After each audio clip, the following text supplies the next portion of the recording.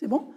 Madame la Présidente, chers et chers collègues, il est parfois utile de rappeler certaines vérités, surtout quand d'autres essaient de les masquer derrière un discours bien rodé. Aujourd'hui, nous parlons de Bordeaux Métropole Énergie, BME, une société qui affiche d'excellents résultats sur l'exercice 2022-2023.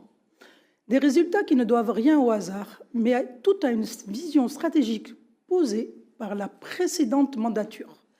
Mettre BME au service de la transition énergétique tout en s'appuyant sur des bases économiques solides.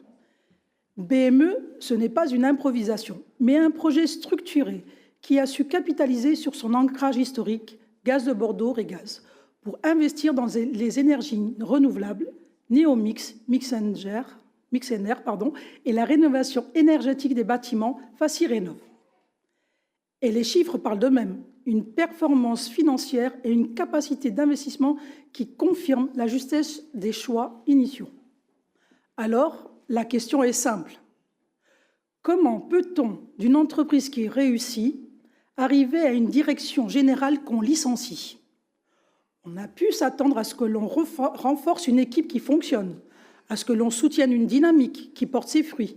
Mais non, on a décidé de virer le capitaine alors que le navire avance à pleine vitesse. Et pourquoi? Pour insuffisance des résultats?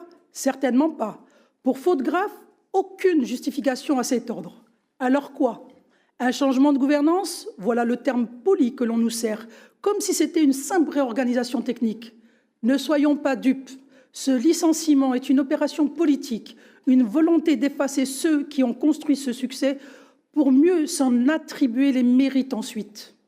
Certains se frottent déjà les mains. Ils réécrivent l'histoire en expliquant que grâce à leur nouvelle gouvernance, BME est devenu un moteur de la transition énergétique. C'est faux.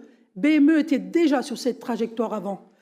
Parce qu'au-delà du sort du directeur général, licencié à 1 an de la retraite, c'est une question de probité et de reconnaissance du travail accompli.